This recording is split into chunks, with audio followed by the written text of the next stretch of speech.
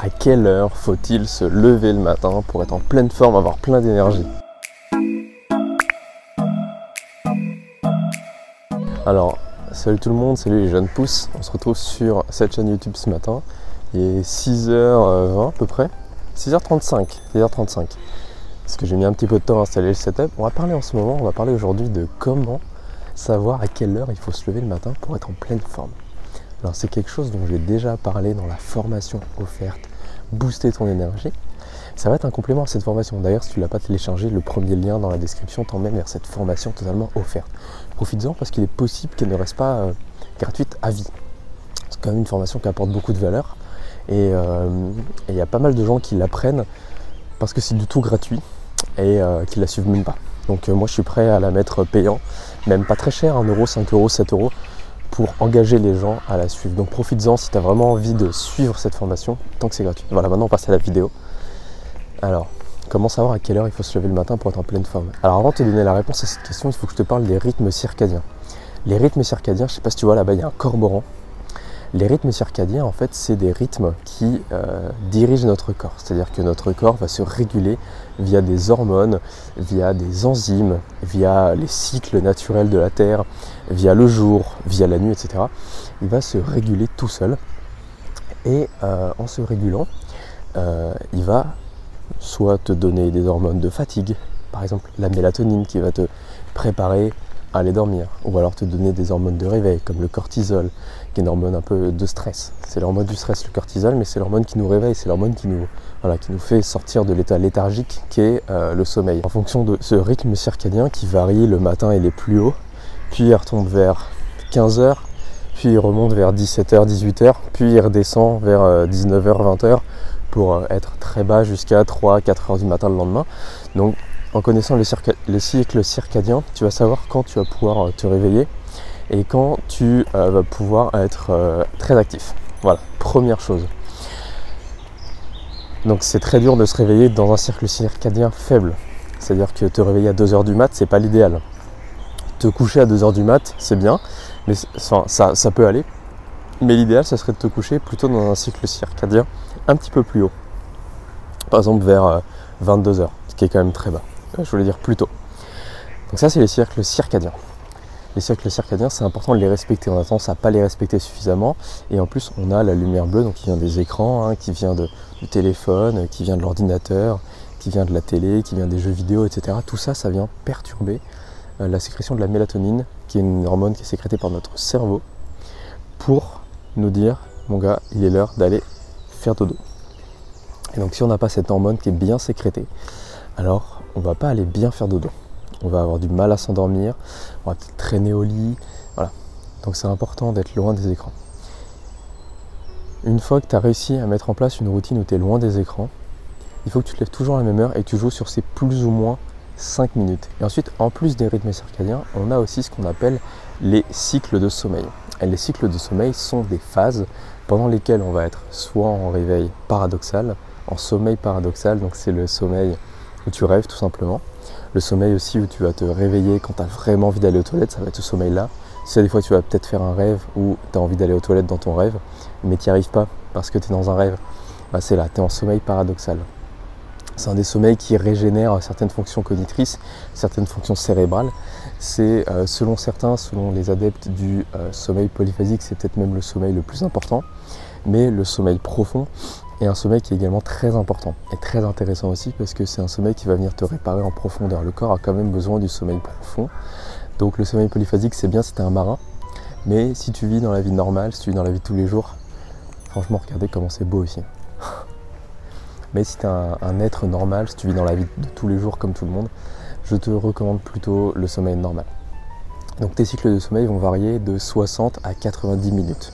Donc de 1 heure à 1 heure et demie. Ça va dépendre des gens. Il y a même des personnes pour lesquelles ça peut être plus court. Mais souvent c'est 60 à 90 minutes.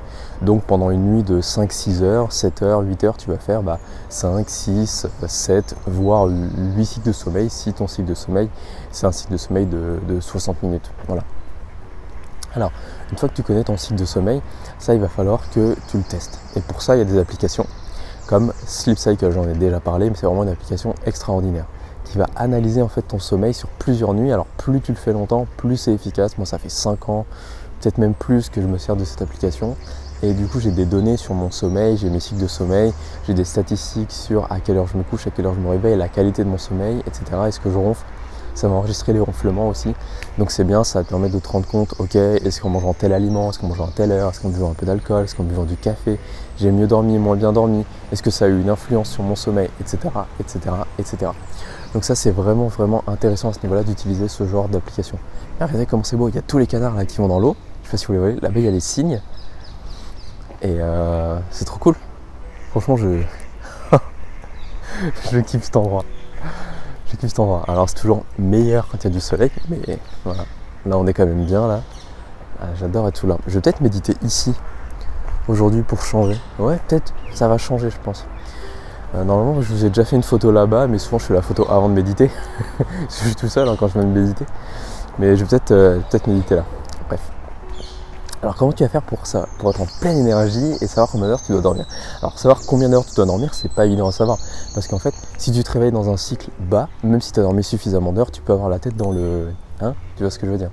Par contre, si tu as dormi et que même pas suffisamment, par exemple tu as dormi 6 heures, 4 heures, 3 heures, peu importe, mais que tu te réveilles dans ton cycle haut, c'est-à-dire dans ton sommeil paradoxal, c'est-à-dire à la fin d'un cycle de sommeil, et en plus que tu te réveilles aussi dans un cycle circadien haut, donc après 4 heures du matin. C'est pour ça qu'il y a beaucoup de gens qui se lèvent à 4h, 4h30, c'est parce que c'est le début du cycle, le début du cycle circadien haut en fait, où tu as plein d'énergie. Et ben même si tu n'as pas suffisamment dormi d'heures, tu peux avoir quand même de l'énergie, tu peux quand même te sentir énergique dès le matin et réveillé. Donc il va falloir que tu testes plusieurs horaires de coucher, de lever. L'idéal, ça serait de te coucher toujours à la même heure. Donc si tu as une routine du soir et que tu arrives tous les soirs à aller au lit entre 23h, 23h30, parce que je sais qu'il y a beaucoup de Français qui se couchent à cette heure-là, alors garde ça. Si tu peux aller au lit plus tôt, c'est mieux, mais garde ça. Garde ta routine. Ensuite, le matin, tu vas essayer de te lever un petit peu plus tôt, de 5 minutes tous les jours. Alors, soit tu as envie de te lever plus tôt et d'un coup tu mets ton réveil plus tôt, et tu vois. Et après tu ajustes plus 5 minutes, plus 10 minutes, plus 15 minutes, moins 5 minutes, moins 10 minutes, moins 15 minutes. Tu vas ajuster autour de cette valeur. Moi par exemple, je sais que je me couche toujours plus ou moins à la même heure. En ce moment, je me couche assez tard, je me couche vers 23h30 à peu près. Et le matin, si je me lève à 6h15, je suis reparti dans un cycle bas. Et du coup, quand je me réveille, j'ai vraiment la tête dans le cul. Alors que ce matin, j'ai mis mon réveil à 6h10. Paf, énergie haute. D'ailleurs, je me suis même réveillé un peu avant mon réveil, je me suis réveillé à 6h08. Ce qui fait que je me suis dit, oh c'est bon, mon réveil il est à 6h10. Je me suis dit, je vais juste refermer les yeux 2 minutes. Erreur. J'ai commencé à recréer un cycle de sommeil. Alors ça va, je suis rentré qu'en sommeil paradoxal. Donc quand mon réveil a sonné, je suis sorti très vite de l'état de sommeil et ça ne m'a pas trop fatigué. Mais très mauvaise idée de faire ça. Parce que sinon tu re-rentres dans un cycle de sommeil. Et si tu rentres dans un cycle de sommeil, 2 minutes ça va, tu vas t'en sortir. 5 minutes, 10 minutes, 10 minutes ça va. Mais souvent c'est pour ça que le snooze de 10 minutes, 9 minutes sur les iPhones ça va. Mais c'est pas l'idéal. C'est pas l'idéal pour plein de raisons. Et la première c'est que quand on se réveille, on a un pic de cortisol qui vient nous sortir de l'état de sommeil. Comme je t'ai dit tout à l'heure, on a 2 hormones, la mélatonine qui nous endort le soir, le cortisol qui nous réveille au début de la matinée, le matin. Et si tu niques ton shoot de cortisol, si tu le détruis, si tu fais en sorte que ton corps l'a sécrété pour rien, et ben le deuxième il va être moins efficace, voire inexistant. Donc c'est très important de toujours essayer de te lever à la même heure, de toujours faire en sorte de se lever à la même heure et de ne pas niquer son cycle de cortisol et sa production de cortisol en mettant un vieux snooze. Si tu es fatigué, si tu as la possibilité de le faire, fais plutôt une sieste dans la journée. Alors il y a beaucoup d'entreprises maintenant qui proposent de faire des siestes. Tu as la chance d'avoir une salle de sieste, vas-y, négocie avec ton employeur en disant voilà, moi je me lève tôt le matin parce que ça me donne de l'énergie, mais c'est vrai qu'en journée, peut-être que j'ai besoin de faire 20 minutes de sieste et s'il faut, je reste 20 minutes plus tard le soir. Voilà, tout est négociable. Enfin pas partout. Là où j'étais avant, c'était pas négociable. Le boss était très strict. Mais je suis sûr qu'il y a des boss de plus en plus flexibles.